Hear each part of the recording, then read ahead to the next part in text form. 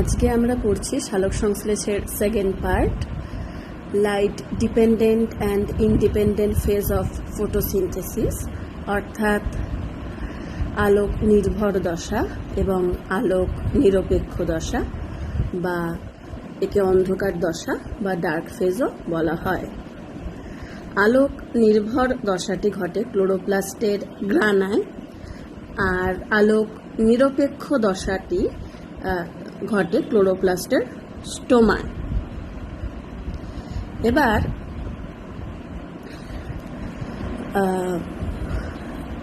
আগের দিন যে অংশটা পড়া হয়ে গেছিল,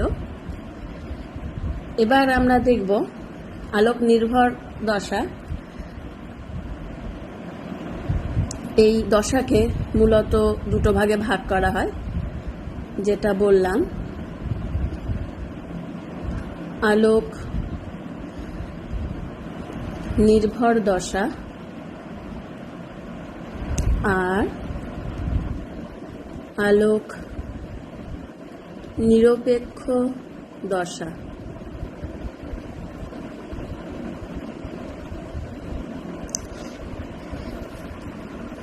এই আলোক নির্ভর দশাটা আমরা আবার পরবর্তী ক্ষেত্রে দেখব। এই আলোক নির্ভর দশায় তোমরা যখন দেখবে একটা ফেজ আছে ফটোফসফোরাইলেশন, সেখানে এটাকে আবার আমরা দুটো ভাগে পড়ব, চক্রাকার ফটোফসফোরাইলেশন আর অচক্রাকার ফটোফসফোরাইলেশন কিভাবে হচ্ছে সেটা আবার আমরা পরে দেখব। আচ্ছা, আগে যেটা বলে নিই যে ব্ল্যাকম্যান 1905 খ্রিস্টাব্দেই প্রথম ধারণা দেন সালোক সংশ্লেষ যে দুটো পৃথক পর্যায়ে সম্পন্ন হচ্ছে। এবার আমরা দেখে নিই, যেটা বলেছিলাম যে আলোক নির্ভর দশাটা গ্রানাতে সম্পন্ন হচ্ছে আর নিরপেক্ষ দশাটা স্ট্রোমায় সম্পন্ন হচ্ছে। এই আলোক নির্ভর দশাটাকে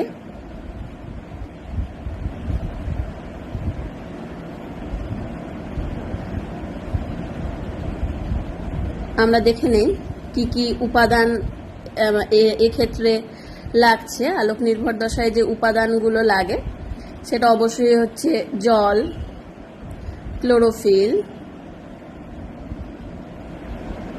আর কি NADP প্লাস,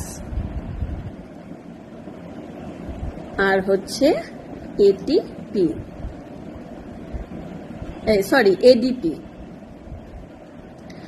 দেখো, এই আলোক নির্ভর দশায় যে কাজটা হয় মূলত এখানে ATP উৎপন্ন হয়। এই ATPটা দেখবে পরবর্তী ক্ষেত্রে কিভাবে আলোক নিরপেক্ষ দশায় স্ট্রোমাতে গিয়ে ATP কিভাবে কাজে লাগছে এবং কিভাবে গ্লুকোজ উৎপাদনে সহায়তা করছে আলোক নিরপেক্ষ দশায়। আলোক নিরপেক্ষ দশাটা চালাবার জন্য যে ATP প্রয়োজন সেটা আলোক নির্ভর দশায় গ্রানাতে সম্পন্ন হচ্ছে। আলোক নিরপেক্ষ দশার উপাদানগুলো হচ্ছে CO2, RUBP বা রাইবিউলোজ বাইফসফেট, এটা একটা 5 কার্বন যুক্ত সুগার। রাইবিউলোজ বাইফসফেট পাতাতে উপস্থিত থাকছে। তোমরা NADP প্লাস দেখেছো লাগছে হচ্ছে আলোক নির্ভর দশায়, আর আলোক নিরপেক্ষ দশায় NADPH এবং ATP লাগবে। আলোক নির্ভর দশায় দেখবে NADP প্লাস কিভাবে NADPH এ পরিণত হচ্ছে। NADP হচ্ছে একটা হাইড্রোজেন গ্রাহক, NADP প্লাস একটা হাইড্রোজেন গ্রাহক হিসাবে উপস্থিত থাকে কোষের মধ্যে। তাহলে এরপর আমরা দেখব আলোক নির্ভর দশার যে ফেজগুলো বা যে পর্যায়গুলো ঘটছে, কি কি পর্যায়ের মাধ্যমে আলোক নির্ভর দশাটা সম্পন্ন হচ্ছে আমরা সেটা দেখে নিই। তাহলে আলোক নির্ভর দশা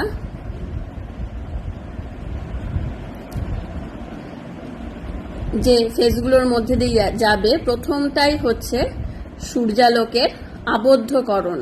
মানে সূর্যালোক কিভাবে ক্লোরোফিলকে উত্তেজিত করছে, ক্লোরোফিল দ্বারা শোষিত হচ্ছে, এবং কিভাবে ক্লোরোফিল, আমরা এখানে দুটো তন্ত্র পড়ব, হ্যাঁ, PS1 এবং PS2, ফটোসিস্টেম 1 এবং ফটোসিস্টেম 2। এই ফটোসিস্টেমগুলোকে এরা উত্তেজিত করবে, ঠিক আছে। তাহলে ফটোসিস্টেমের প্রাথমিক কাজ হচ্ছে আলোক শক্তি শোষণ করা এবং তাকে রাসায়নিক শক্তিতে অর্থাৎ এটিপিতে রূপান্তরকরণ করা, ঠিক আছে। এটা হলো সূর্যালোকের আবদ্ধকরণ, ঠিক আছে। আমরা PS1 যেটা বললাম সেটা PS1 আর PS2, PS1-এ আমরা দেখব এটা তোমার 680 nm তরঙ্গ দৈর্ঘ্যের আলোকে অ্যাক্টিভেট হয়, আর PS2 700 nm তরঙ্গ দৈর্ঘ্যের আলোকে অ্যাক্টিভেট হয়।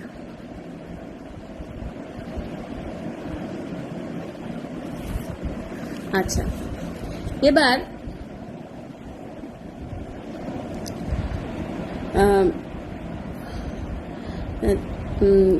তারপরের ফেজটা যেটা ঘটবে,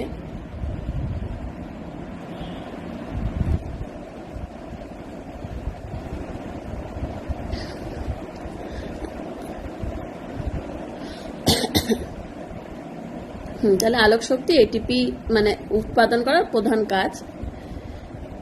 এর পরের স্টেপটা হচ্ছে ক্লোরোফিলের সক্রিয়করণ, কিভাবে ক্লোরোফিল অ্যাক্টিভেট হচ্ছে। এই পর্যায়ের প্রধান কাজ হচ্ছে সৌরশক্তি শোষণ এবং সংগ্রহ করা, ঠিক আছে। ক্লোরোফিল কি করে, সূর্যালোকের যে অদৃশ্য যে কণা ফোটন বা কোয়ান্টাম শোষণ করে নিষ্ক্রিয় যে ক্লোরোফিল থাকে, নিষ্ক্রিয় ক্লোরোফিলকে তোমার সক্রিয় ক্লোরোফিলে পরিণত করছে। তাহলে ফোটন কণা নিষ্ক্রিয় ক্লোরোফিলকে তোমার সক্রিয় ক্লোরোফিলে পরিণত করছে। কিভাবে করছে? ফোটন কণা আসা মাত্র নিষ্ক্রিয় ক্লোরোফিল থেকে একটা ইলেকট্রন নির্গত হয়ে যায়। যখন ইলেকট্রন নির্গত হয়ে যায়, নিষ্ক্রিয় ক্লোরোফিলটা সক্রিয় ক্লোরোফিলে পরিণত হয়, অর্থাৎ ক্লোরোফিলটা চার্জড বা অ্যাক্টিভেটেড হয়ে গেল, ঠিক আছে। নিষ্ক্রিয় ক্লোরোফিল ইলেকট্রন বার করছে এবং সক্রিয় ক্লোরোফিলে পরিণত হচ্ছে। এরপর আমরা পড়ব জলের আলোক বিশ্লেষণ বা একে ফটোলাইসিস অফ ওয়াটারও বলে। জলের আলোক বিশ্লেষণ বা ফটোলাইসিস অফ ওয়াটার, এক্ষেত্রে কি হয়,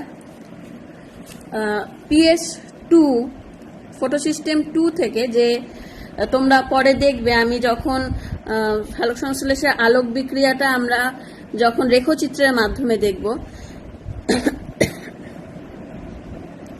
জল কি হয়, 4 অণু জল দেখাচ্ছি, 4 অণু জল ভেঙে গিয়ে কি হবে, সূর্যালোকের উপস্থিতিতে 4H+ এবং OH- আয়নে পরিণত হবে। তাহলে 4 অণু জল যখন ক্লোরোফিলটা সক্রিয় হয়ে যায়, অ্যাক্টিভেটেড ক্লোরোফিল কি করবে, জলকে ভেঙে 4H+ এবং 4OH- আয়নে পরিণত করবে। কেন? তোমরা পরে দেখবে 4OH- এটা 4OH এ পরিণত হবে। কেন? 4OH থেকে ইলেকট্রন যদি বেরিয়ে যায়, 4OH- থেকে যদি ইলেকট্রন বেরিয়ে যায়, তাহলে সেটা প্লেন চার্জ ছাড়া 4টে হাইড্রক্সিল আয়নে পরিণত হবে। সেটা পরবর্তী পর্যায়ে কিভাবে অক্সিজেন উৎপন্ন করে সেটা আমরা দেখব। এই যে ইলেকট্রনটা বেরিয়ে যাবে যেটা বলছিলাম, সেই ইলেকট্রনটা সক্রিয় ক্লোরোফিলের মধ্যে ঢুকে যাবে। সক্রিয় ক্লোরোফিল তো চার্জড অবস্থায় রয়েছে, তাকে আবার স্বাভাবিক অবস্থায় ফেরত আনার জন্য এই ইলেকট্রনটা ক্লোরোফিলের মধ্যে যাবে। ঠিক আছে,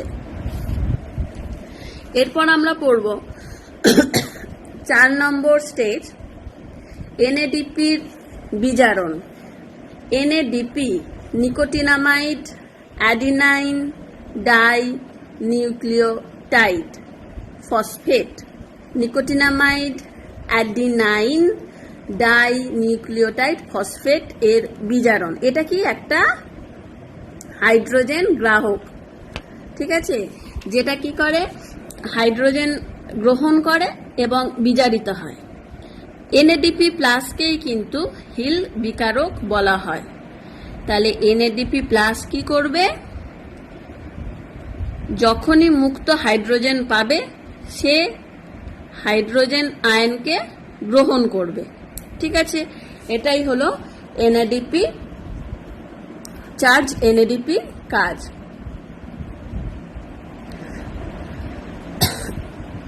এই এনএডিপিকেই হিল বিকারক বলা হয়।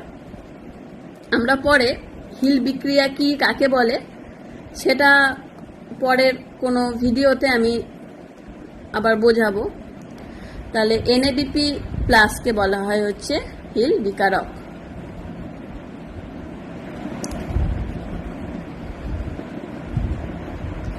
এই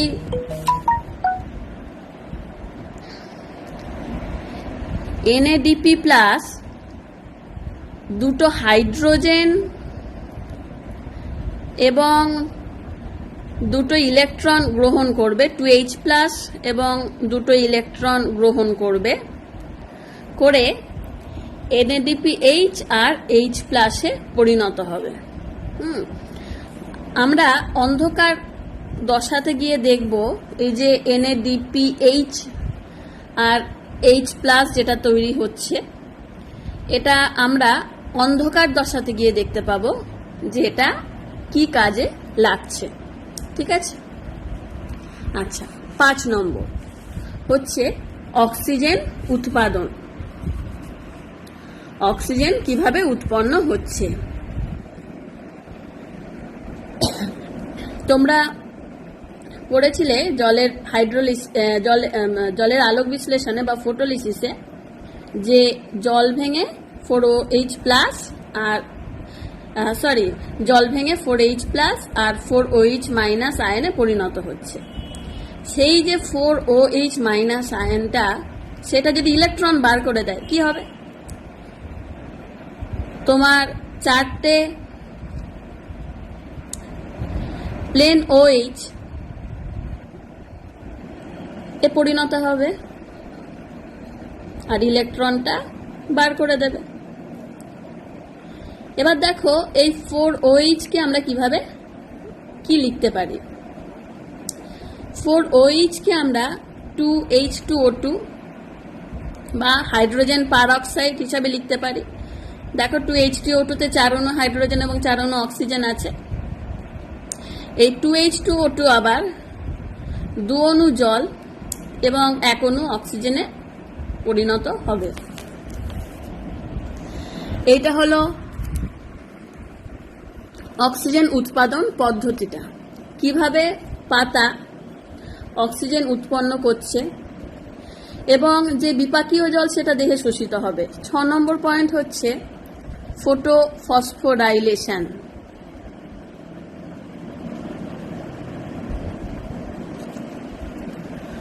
ফটোফসফোরাইলেশন মানে ফোটন কণার উপস্থিতিতে ফসফেট যুক্ত হওয়া কোনো কিছুর সাথে। ফসফোরাইলেশন মানে ফসফেট যুক্ত হবে। কি তোমাদেরকে আগেই বলেছি, পাতায় আমরা অ্যাডিনোসিন ডাইফসফেট বা এডিপি উপস্থিত থাকছে। এটা অজৈব ফসফেটের সাথে যুক্ত হয়ে সূর্যালোকের উপস্থিতিতে এটিপিতে পরিণত হবে। এটাই হচ্ছে ফটো ফসফোরাইলেশন। ঠিক আছে, এটিপি অন্ধকার বিক্রিয়ার জন্য শক্তি সরবরাহ করবে। আর এটিপি অণুর মধ্যেই যেহেতু শক্তি সঞ্চিত থাকছে, তাই এটিপিকে কি বলা হয়? এনার্জি কারেন্সি বলা হয়। একটা খুব কমন কোশ্চেন, এটিপিকে এনার্জি কারেন্সি কেন বলা হয়? ঠিক আছে, তাহলে এটিপি অণুর মধ্যে শক্তি সঞ্চিত থাকছে বলে এটিপিকে আমরা এটিপিকে এনার্জি কারেন্সি বলবো। ঠিক আছে, এই ফটো ফসফোরাইলেশনকে আবার অনেকে ফটোসিনথেটিক ফসফোরাইলেশনও বলে। ঠিক আছে,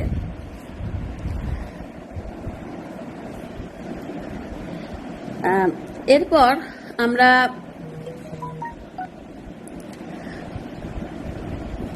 ছকের মাধ্যমে দেখে নেব যে আলোক দশাটা, সম্পূর্ণ আলোক দশাটা ছকের মাধ্যমে দেখে নেওয়া যাবে যে কিভাবে সম্পন্ন হচ্ছে।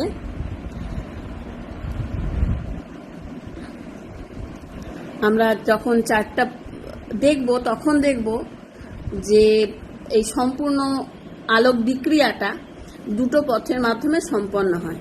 একটা হচ্ছে চক্রাকার আর একটা হচ্ছে অচক্রাকার।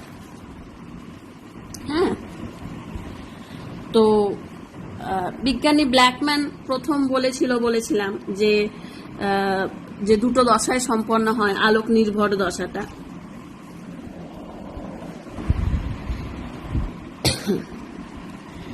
এই চক্রাকার এবং অচক্রাকার এই বিক্রিয়াটা বিজ্ঞানী হিল এবং বেন্ডেল সমগ্র প্রক্রিয়াটা যখন একটা চার্টের মাধ্যমে উপস্থাপন করা হয়, তখন দেখা যায় যে সম্পূর্ণ চার্টটা একটা জেট টাইপের স্ট্রাকচার নিচ্ছে। ঠিক আছে, তার জন্যই এই চার্টটাকে জেট প্রকল্প বা জেট স্কিম বলে আখ্যা দেন। মনে রাখবে, বিজ্ঞানী হিল এবং বেন্ডেল কিন্তু জেট স্কিম বা জেট প্রকল্প কথাটি প্রথম বলেছিলেন।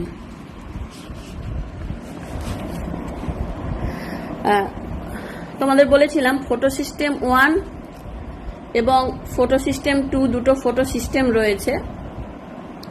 ফটো সিস্টেম 1 হচ্ছে 600, ফটো সিস্টেম 1 700 আর ফটো সিস্টেম 2 680। হ্যাঁ, আমি মনে হয় আগের বার কি বললাম, মানে ফটো সিস্টেম 2 680 nm তরঙ্গ দৈর্ঘ্যের আলোকে এবং ফটো সিস্টেম 1 700 nm তরঙ্গ দৈর্ঘ্যের আলোকে কিন্তু অ্যাক্টিভেট হবে। ঠিক আছে, তাহলে আলোক পাতার ক্লোরোফিলে এসে পড়লো। এবার কি হবে? ক্লোরোফিলে কি বলেছিলাম, আলোক পড়লেই কি করবে? সেই ইলেকট্রন ত্যাগ করবে, তাই না? ফটো সিস্টেমে আলোক এসে পড়লো, সেই ইলেকট্রন বার করলো, করে সে অ্যাক্টিভেটেড হয়ে গেল। ফটো সিস্টেম 2 চার্জড বা অ্যাক্টিভেটেড হয়ে গেল। আমরা অ্যাক্টিভেটেড ফটো সিস্টেম বোঝাবার জন্য উপরে কোনো একটা স্টার মার্ক দিয়ে দেবো। ঠিক আছে, এই ইলেকট্রনটা এবার বিভিন্ন বাহকের মাধ্যমে পরিবাহিত হবে এবং পথে দেখব এটিপি তৈরি করছে। এই এটিপি তৈরির প্রয়োজনীয়তা কি? এই এটিপিটাই হচ্ছে অন্ধকার দশাতে, আমরা দেখব অন্ধকার দশাতে যখন গ্লুকোজ তৈরি করতে নানা স্টেজে এটিপি প্রয়োজন হবে। এই PS2 থেকে ইলেকট্রন বেরিয়ে গেলে এবার PS2 কে শান্ত করতে হবে, কারণ এ অ্যাক্টিভেটেড হয়ে গেছে। এবার জল ভেঙে, তোমাদের আগে বলেছিলাম, জল ভেঙে H+ আর OH- আয়ন তৈরি করে। OH- আবার H2O আর O2 তৈরি করে। ঠিক আছে, এখানে আমরা হিসাব করলে দেখব 1 অণু জল যদি বেরোয় তাহলে হাফ O2 তৈরি হবে। ঠিক আছে, আর OH- এর ইলেকট্রনটা এখানে লিখে দিলাম। ঠিক আছে, আর এই যে ইলেকট্রনটা বেরোলো এটা PS2 এর মধ্যে এসে ঢুকে গেল। তাহলে ফটো সিস্টেম 2-তে এই ইলেকট্রনটা প্রবেশ করলো এবং ফটো সিস্টেম 2-কে কি করলো? শান্ত করলো, তাই না? স্টেবল করলো। ঠিক আছে, তাহলে এর নিজের ইলেকট্রনটা কিন্তু বেরিয়ে গেছে, অন্য ইলেকট্রন এসে কিন্তু একে এর ইলেকট্রন ঘাটতিটা পূরণ করেছে, তাই না? এবার PS2 থেকে দেখবে ইলেকট্রনটা প্লাস্টোকুইনন, তারপর সাইটোক্রোম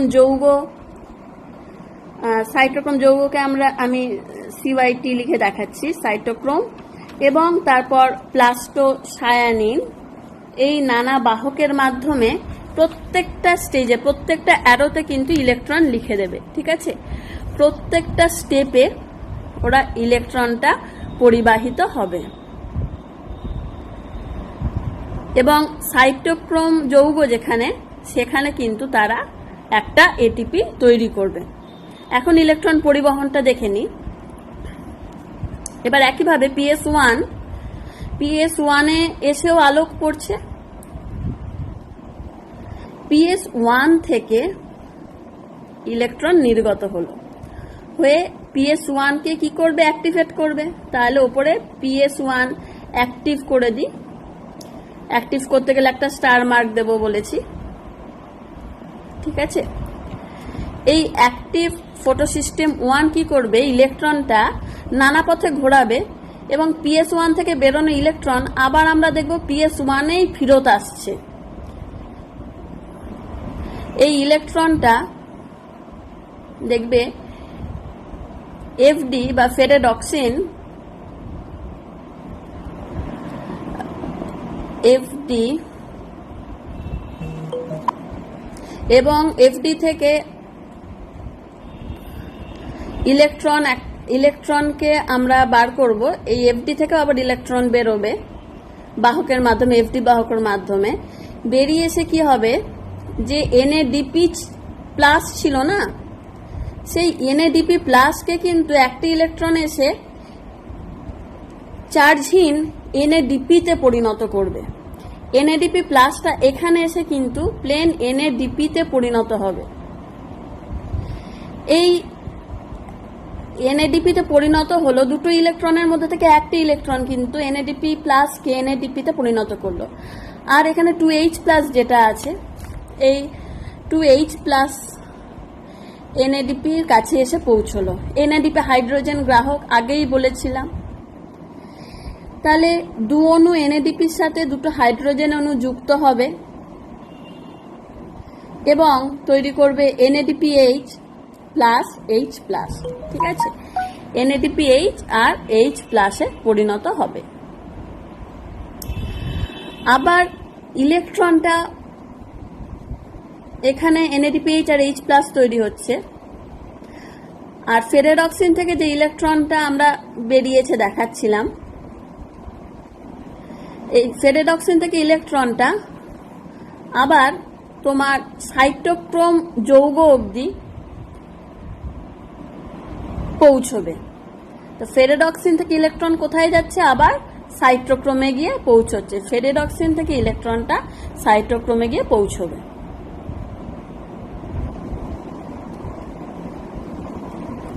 তাহলে এখানে করে দিলাম কানেকশন।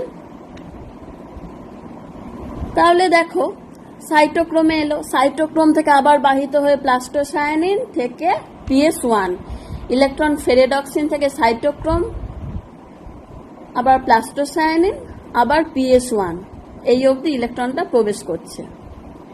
ফেরেডক্সিন, আচ্ছা, এখানে তোমার ADP আর ফসফেট যুক্ত হয়ে ATP উৎপন্ন করবে। এটা হলো একটা ATP এখানে উৎপন্ন হলো,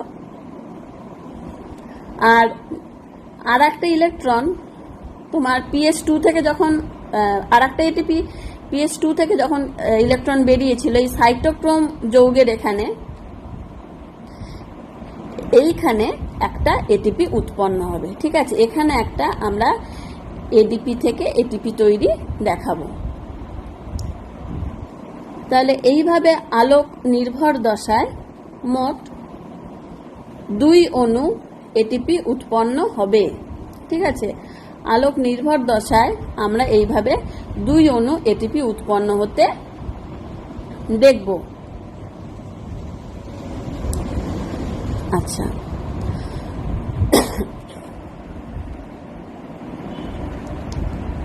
দেখো PS1 থেকে যে নির্গত ইলেকট্রনটা সেটা কিন্তু আবার PS1 এ ফেরত আসছে ফেরেডক্সিন,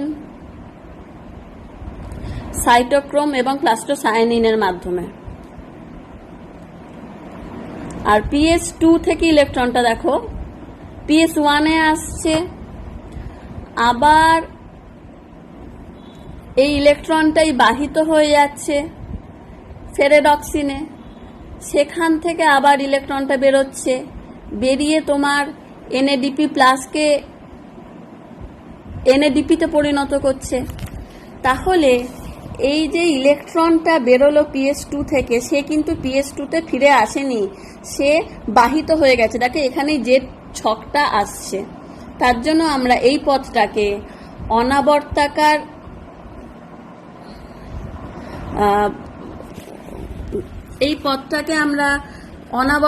বা চক্রাকার অচক্রাকার ফটোফসফোরাইলেশন বলবো।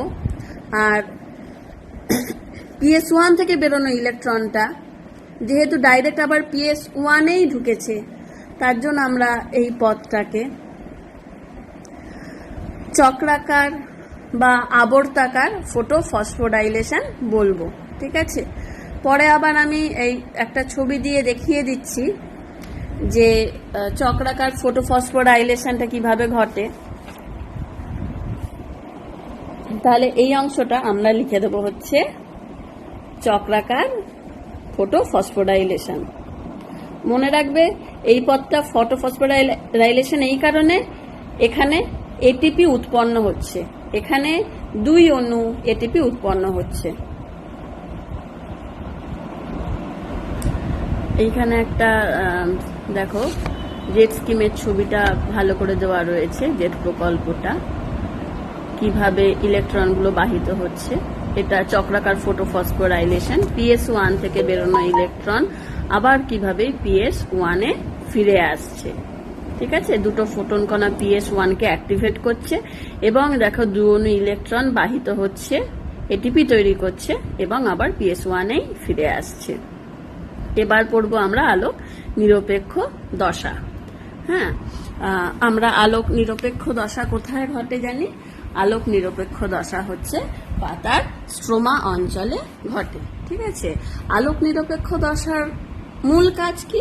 এখানে হচ্ছে সালোক সংশ্লেষে যে মেইন উপাদান যেটা পাচ্ছি গ্লুকোজ, এই আলোক নিরপেক্ষ দশাতেই কিন্তু উৎপন্ন হয়। ঠিক আছে, আলোক নিরপেক্ষ দশার উপাদানগুলো কি, যেগুলো আমরা আলোক দশা থেকে পেয়ে গেছি? বিজ্ঞানী ব্ল্যাকম্যান 1905 সালে প্রথম তোমার আলোক দশা এবং আলোক নিরপেক্ষ দশা এই দুটো দশার মাধ্যমে সম্পন্ন হয় বলেছিলেন। এই দশাটি তোমার NADPH এবং ATP কিন্তু অলরেডি আগের আলোক বিক্রিয়া থেকে পেয়ে গেছে। বিজ্ঞানী ব্ল্যাকম্যানের নামে আমরা এই বিক্রিয়াটা ব্ল্যাকম্যান বিক্রিয়া হিসাবেও বলতে পারি। তাহলে দেখে নেওয়া যাক এই আলোক নিরপেক্ষ দশার মূল উপাদানগুলো কি কি। CO2, RUBP, NADPH এবং ATP। প্রথম স্টেজ হচ্ছে CO2 স্থিতিকরণ। ঠিক আছে, CO2 এর স্থিতিকরণ এবং PGA গঠন, ফসফোগ্লিসারিক অ্যাসিড। PGA হচ্ছে ফসফোগ্লিসারিক অ্যাসিড। এই পর্যায়ে কি হয়, কোষস্থ মানে কোষের মধ্যে থাকা 5 কার্বন যুক্ত যৌগ রাইবিউলোজ বাইফসফেট, যাকে আমরা RUBP বলবো, রাইবিউলোজ বাইফসফেট, এটা একটা 5 কার্বন যুক্ত সুগার। এটা তোমার কার্বন ডাই অক্সাইডের সাথে যুক্ত হয়। তাহলে দেখেন এই উপাদানগুলো NADPH, ATP, CO2 এবং RUBP। হ্যাঁ, RUBP 5 কার্বন যুক্ত। পরে আমরা দেখব এর সাথে কার্বন ডাই অক্সাইড যুক্ত হবে এবং কিভাবে 6 কার্বন যুক্ত গ্লুকোজ তৈরি হচ্ছে। ঠিক আছে, RUBP 5 কার্বন যুক্ত। তো প্রথম স্টেজ CO2 স্থিতিকরণে কি হবে, পিজিএ গঠন কিভাবে হচ্ছে আমরা দেখে নিই। CO2 স্থিতিকরণ এবং পিজিএ গঠন কিভাবে হচ্ছে। CO2 RuBP, পাতায় উপস্থিত RuBP এটা হচ্ছে কার্বন ডাই অক্সাইড গ্রাহক হিসাবে কাজ করে, ঠিক আছে। কার্বন ডাই অক্সাইডের সাথে যুক্ত হবে, তাহলে CO2 আর RuBP মিলে তৈরি করবে হচ্ছে PGA বা ফসফোগ্লিসারিক অ্যাসিড। তোমাদের মনে হতে পারে RuBP 5 কার্বন যুক্ত এবং CO2 এখানে একটা কার্বন মিলে 6 কার্বন যুক্ত কোনো যৌগ তৈরি হবে, কিন্তু না, PGA হচ্ছে 3 কার্বন যুক্ত, 6 অণু কার্বন ডাই অক্সাইড এবং 6 অণু RuBP। তোমরা মিলে দেখো মোট মোট আমরা এখানে 12টা কার্বন পাচ্ছি, সরি হ্যাঁ 6টা CO2 আর 6টা RuBP, মানে এখানে 6টা ওখানে 30টা, মোট 36টা আমরা পাচ্ছি কার্বন। আর তৈরি হবে 12 অণু PGA 3 কার্বন যুক্ত, তাহলে 12 ও 3 36 কার্বন যুক্ত, 36টা কার্বন কিন্তু আমরা পেয়ে যাচ্ছি, তাই না। এই কারণে 6CO2 প্লাস RuBP মিলে এই স্টেজটা মনে রাখো, 6CO2 প্লাস 6 RuBP এখানে তৈরি হয়ে যাবে হচ্ছে 12 অণু PGA বা ফসফোগ্লিসারিক অ্যাসিড, ঠিক আছে। তার জন্য এই বিক্রিয়াটাকে আমরা অঙ্গারাত্মীকরণও বলবো। এই carbon die oxide RuBP carbon die oxide শোষণ করছে, ঠিক আছে, কার্বন অঙ্গীভূত হচ্ছে বলে আমরা এই স্টেজটাকে অঙ্গারাত্মীকরণ হিসাবেও বা কার্বন অ্যাসিমিলেশন হিসাবেও বলতে পারি। নেক্সট স্টেপ আমরা দেখব কিভাবে PG এর বিজারণ ঘটে, ফসফোগ্লিসারিক অ্যাসিডের কিভাবে বিজারণ ঘটছে, ঠিক আছে। NADPH তোমরা দেখেছিলে, NADPH আর H+ আমরা পেয়েছিলাম আলোক দশায়। জলের থেকে 2H+ এসে NADP সাথে যুক্ত হয়ে NADPH তৈরি হয়েছিল। আচ্ছা, এখানে 6CO2 আর RuBP যেখানে PGA তৈরি করছে, এখানে উৎসেচকটা রিউবিস্কো লিখে দেবে। আচ্ছা, PGA এর বিজারণ, PGA কিভাবে বিজারিত হচ্ছে আমরা দেখব, ঠিক আছে। তাহলে আমরা 12 অণু PGA পেয়ে গেছি। PG এর সাথে বিজারণ মানে কি, অবশ্যই হাইড্রোজেন যুক্ত হবে, তবেই সে বিজারিত হবে। আর আমরা হাইড্রোজেন গ্রাহক NADPH দেখেছি, তাহলে 12 অণু PGA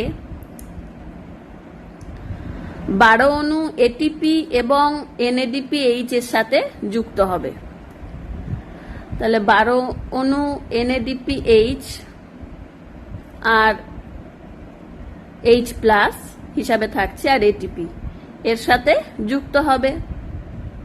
এখানে কোনো উৎসেচক বা এনজাইম অবশ্যই কাজ করবে।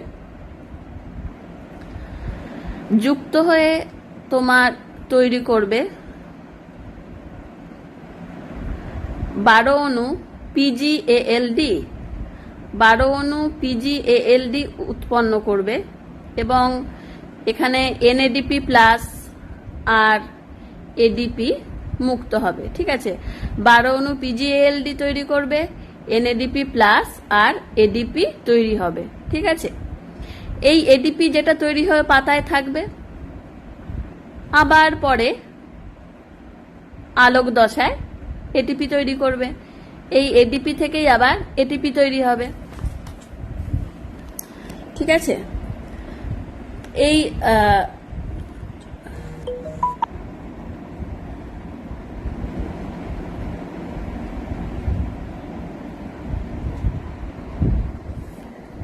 এরপর আমরা PgALD পেয়ে গেছি। PgALDও 3 কার্বন যুক্ত, PgALDও 3 কার্বন যুক্ত। এরপর যেটা ঘটবে হচ্ছে যে রাইবিউলোজ বিসফসফেট, যেটা PgALD অবধি পরিণত হতে সহায়তা করলো, PgALD থেকেই গ্লুকোজ তৈরি হয়, কিন্তু এই রাইবিউলোজ বিসফসফেট পাতায় উপস্থিত একটা স্থায়ী যৌগ, একে আবার পাতায় ফেরত দিতে হবে। কেন? রাইবিউলোজ বিসফসফেট যদি না থাকে তাহলে পিজিএলডি তৈরি হবে না এবং আমরা গ্লুকোজ পাবো না। এই যে 12 অণু পিজিএলডি থাকছে, যেটা পিজিএ থেকে ফসফোগ্লিসারিক অ্যাসিড থেকে 12 অণু পিজিএলডি তৈরি হয়েছে, এই 12 অণু পিজিএলডি এটা 3 কার্বন যুক্ত একটা যৌগ। পিজিএলডি 10 অণু পিজিএলডি, 12 অণু পিজিএলডির মধ্যে 10 অণু পিজিএলডি থেকে আবার 6 অণু আরইউবিপি পুনরুৎপাদন হবে। কি বললাম? 10 অণু পিজিএলডি থেকে আবার 6 অণু আরইউবিপি পুনরুৎপাদন হবে, কারণ পাতায় এই স্থায়ী যৌগটাকে আবার ফেরত পাঠানো দরকার, নয়তো কিন্তু গ্লুকোজ তৈরির এই পথটা অসম্পূর্ণই থেকে যাবে। ঠিক আছে? আর 2 অণু যে পিজিএলডি পাতায় থাকবে, 2 অণু পিজিএলডি যেটা পড়ে থাকলো 12 অণু পিজিএলডি থেকে 2 অণু পিজিএলডি পড়ে থাকলো, এই 2 অণু পিজিএলডি থেকে আমরা গ্লুকোজ পাবো।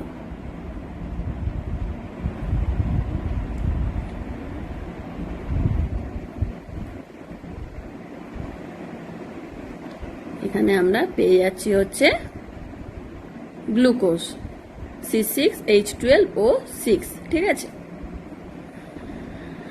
গ্লুকোজ হচ্ছে 6 কার্বন যুক্ত C6, তাই না? এখানে আমরা হিসাবটা করে দেখে নেব কিভাবে এই কার্বনের হিসাবটা হচ্ছে। দেখো, C6H12O6, দেখো এখানে 2 অণু পিজিএলডি মানে 3 কার্বন যুক্ত 2 অণু, 3 কার্বন যুক্ত হলে কত হয়? 6 কার্বন, তার মানে গ্লুকোজ 6 কার্বন যুক্ত তৈরি হয়েছে। আর 10 অণু যে পিজিএলডি আছে, তার মানে এখানে কত অণু কার্বন আছে? 3 × 10 মানে 30 অণু কার্বন আছে। আর আরইউবিপিতে আমরা আরইউবিপি এই সুগারটা, এখানে কটা কার্বন রয়েছে? রাইবিউলোজে কটা কার্বন রয়েছে? রাইবিউলোজে 5টা কার্বন যুক্ত, তাই না? তাহলে 30টা কার্বন দিয়ে কটা আরইউবিপি তৈরি করা যায়? 6টা। 30টা কার্বন দিয়ে কটা রাইবিউলোজ সুগার তৈরি হবে? 6টা। দেখো এখানে তার জন্য 6 অণু আরইউবিপি এবং 1 অণু গ্লুকোজ তৈরি হচ্ছে। ঠিক আছে? এই সম্পূর্ণ বিক্রিয়াটাই হচ্ছে অন্ধকার বিক্রিয়া। ঠিক আছে? এবং এই বিক্রিয়ার শেষে কি উৎপন্ন হচ্ছে? শেষে কি পাচ্ছি? গ্লুকোজ পাচ্ছি, আর এনএডিপি প্লাস আর এডিপি। এনএডিপি প্লাস আর এডিপি কিন্তু আলোক দশার উপাদান, যেটা আলোক দশায় লাগে। বিজ্ঞানী কেলভিন এই পথটাকে, মানে 12 অণু তোমার পিজিএ থেকে কিভাবে গ্লুকোজ তৈরি হচ্ছে এবং আবার কিভাবে রাইবিউলোজ আরইউবিপি তৈরি হয়ে যাচ্ছে, রাইবিউলোজ বিসফসফেট আবার কিভাবে তৈরি হয়ে যাচ্ছে, এই পথটাকে একটা চক্রের মাধ্যমে উপস্থাপন করেছিল 1956 সালে, এবং তার নাম অনুসারে এই চক্রটা কেলভিন চক্র নামে পরিচিত। হ্যাঁ, তাহলে 12 অণু পিজিএ কি হবে? ছোট করে আবার আমরা অন্ধকার বিক্রিয়াটা দেখে নিই। এনএডিপিএইচ আর H প্লাসের উপস্থিতিতে কি তৈরি করবে? 12 অণু পিজিএএলডি তৈরি করবে। এনএডিপি আর H প্লাস কাজে লাগলো এবং এনএডিপিএইচ আর H প্লাস থেকে এনএডিপি পড়ে থাকবে পরে।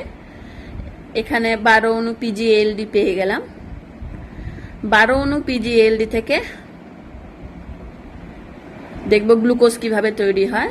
আর এই পথে এটিপি কাজে লাগবে। পিজিএ থেকে যেখানে পিজিএলডি তৈরি হচ্ছে সেই পথে শক্তি লাগে এবং এটিপি ভেঙে এডিপি উৎপন্ন হয়। এটিপিটা ভেঙে এডিপি উৎপন্ন হচ্ছে। ঠিক আছে, এই যে 12 অণু পিজিএলডি আছে তার 2 অণু 12 অণু পিজিএলডির মধ্যে থেকে 2 অণু পিজিএলডি গ্লুকোজ তৈরি করবে, আর 10 অণু বিভিন্ন অন্তর্বর্তী যৌগ, অন্তর্বর্তী পদার্থ বা ইন্টারমিডিয়েট পথের মাধ্যমে এরা আবার আরইউবিপি উৎপন্ন করবে। এই যে অন্তর্বর্তী পথে ওরা আরইউবিপি তৈরি করছে 10 অণু পিজিএলডি থেকে, সেখানেও কিন্তু শক্তির প্রয়োজন, অর্থাৎ এখানেও একটা এটিপির প্রয়োজন হবে। এই এটিপি আবার এডিপিতে পরিণত হবে। ঠিক আছে, এই আরইউবিপি 6 অণু আরইউবিপি আবার ফসফোগ্লিসারিক অ্যাসিড তৈরি করবে যখন সে অন্ধকার বিক্রিয়া বা অন্ধকার দশা সম্পন্ন করতে শুরু করবে স্ট্রোমাতে। ঠিক আছে, তাহলে এইভাবেই আলোক দশা এবং অন্ধকার দশা একটা আরেকটার সাথে রিলেটেড, এবং একজনের উপাদান কাজে লাগছে, অন্যরা কাজে লাগাচ্ছে, এবং প্রয়োজনীয় উপাদান আবার তারা পাতায় কিন্তু ফেরত দিয়ে দিচ্ছে। ঠিক আছে, এখানে দেখানো হলো আরইউবিপির সাথে H2O আর 6O2 যুক্ত হয়ে তবে পিজিএ তৈরি হয়েছে। এই যে চক্রটা আমরা দেখছি, এই সম্পূর্ণ চক্রটাই তাহলে হয়ে গেল কেলভিন চক্র। আমরা আবার একটা ছবির মাধ্যমে, যেটা বইতে তোমরা সাঁতরাতে পাবে, ছবির মাধ্যমে আমরা এই চক্রটা দেখে নেব কিভাবে এই চক্রটা সম্পন্ন হচ্ছে। তোমরা এই আলোক নির্ভর দশা এবং আলোক নিরপেক্ষ দশা যখন পড়বে ভীষণ মন দিয়ে পড়বে। এখানে দেখো কেলভিন চক্রটা দেখানো হয়েছে সম্পূর্ণ। সেখানে আরইউবিপি কিভাবে পুনরুৎপাদন হচ্ছে স্পষ্টই এই চক্রের মাধ্যমে বোঝা যাচ্ছে, এবং 2 অণু এটিপি কোথায় কোথায় কাজে লাগছে সেটাও দেখানো হয়েছে। এরপর হচ্ছে সালোক সংশ্লেষে তাৎপর্য। অবশ্যই প্রথম তাৎপর্য হচ্ছে সৌরশক্তির আবদ্ধকরণ এবং খাদ্যের মধ্যে স্থৈতিক শক্তিতে রূপান্তর। সূর্যই জানো তোমরা সকল শক্তির মূল উৎস। হ্যাঁ, সালোক সংশ্লেষের সময় সবুজ উদ্ভিদ কি করে, সৌরশক্তিকে রাসায়নিক শক্তিতে রূপান্তরিত করে এবং এটিপি অণুর মধ্যে আবদ্ধ করে। পরে সেই শক্তি উৎপন্ন খাদ্যের মধ্যে স্থৈতিক শক্তিরূপে সঞ্চিত হয়। আর অবশ্যই ছবিটাতে যেটা দেখতে পাচ্ছ, অক্সিজেন কার্বন ডাই অক্সাইড ভারসাম্য বজায় রাখতে সহায়তা করছে। পরিবেশে অক্সিজেনের পরিমাণ 20.6% এবং কার্বন ডাই অক্সাইড হচ্ছে 0.03%। যদি সালোক সংশ্লেষ প্রক্রিয়ায় অক্সিজেন পরিবেশে না আসতো জল ভেঙে, তাহলে কিন্তু কখনোই এই অক্সিজেনের পরিমাণটা আমাদের পরিবেশে থাকতো না এবং জীব জগৎ একটা বড় সমস্যার সম্মুখীন হতো। এবং কার্বন ডাই অক্সাইড নিচ্ছে বলে অঙ্গারাত্মীকরণ ঘটছে এবং গ্লুকোজ খাদ্যের মূল উৎস প্রাণী জগতের গ্লুকোজ উৎপন্ন হচ্ছে। আমরা একটা পরীক্ষার মাধ্যমে দেখে নিতে পারি সালোক সংশ্লেষে আলোর প্রয়োজনীয়তা কি। যদি একটা পাতার মাঝখানে আমরা একটা ব্ল্যাক পেপার লাগিয়ে তাকে ক্লিপিং করে দেই, ক্লিপ আটকে রাখি এবং পরে তাকে সূর্যালোকে রাখলাম, তাহলে যে অংশটা সবুজ সেই অংশটাতে সালোক সংশ্লেষ হবে এবং গ্লুকোজ তৈরি করবে। এবার পরে ওই কালো কাগজ লাগানো অংশটা যদি সরিয়ে ফেলি এবং পরে পাতাটাকে যদি গরম অ্যালকোহলে চোবাই, তারপর আমরা কি করব, ওটাকে ওই পাতাটাকে এগেইন আমরা কি করব, আয়োডিন দ্রবণে চুবিয়ে দেব। তোমরা জানো বা বড় হলেও একটা পরীক্ষা করবে যে শ্বেতসারের সাথে আয়োডিনের রিয়াকশন ঘটলে নীলবর্ণ ধারণ করে, শ্বেতসার আয়োডিনের সংস্পর্শে নীলবর্ণ ধারণ করবে। আমরা দেখতে পাবো পাতার যে অংশটা খোলা ছিল, মানে যে অংশে কাগজটি ছিল না, সেই অংশগুলো নীলবর্ণ ধারণ করেছে, কিন্তু বাদবাকি অংশটা কিন্তু নীলবর্ণ ধারণ করেনি। তার মানে সেই অংশে সালোক সংশ্লেষ হয়নি এবং গ্লুকোজ তৈরি হয়নি বলে ওই অংশটা নীলবর্ণ ধারণ করেনি। যে অংশটুকু খোলা ছিল আলোক পেয়েছে সেই অংশেই কিন্তু সালোক সংশ্লেষ ঘটেছে। এটা একটা খুব সুন্দর পরীক্ষা, যার মাধ্যমে আমরা বুঝিয়ে দিতে পারি সালোক সংশ্লেষে আলোর প্রয়োজনীয়তা কি। ঠিক আছে, আমরা এই চ্যাপ্টারটা সম্পূর্ণ পড়লাম এবং ভীষণ ইম্পর্ট্যান্ট একটা চ্যাপ্টার। এর মধ্যে থেকে যদি আরও ছোট কিছু কোশ্চেন অ্যান্সার আছে সেগুলো আমরা পরে আলোচনা করে নেব, কিন্তু বারবার বলছি এই আলোক এবং অন্ধকার দশা এবং জেট স্কিম পুরোটা বারবার পড়ো, বারবার লিখে লিখে করো এবং ভীষণ মন দিয়ে পড়ো। ঠিক আছে, বুঝতে কোনো অসুবিধা হবে না। যদি বুঝতে কোথাও কোনো অসুবিধা হয় আমাকে অবশ্যই তোমরা হোয়াটসঅ্যাপ করবে বা প্রশ্ন করবে, কোনো অসুবিধা নেই। ঠিক আছে, সবাই ভালো করে পড়াশোনা করো। ঠিক আছে, থ্যাংক ইউ।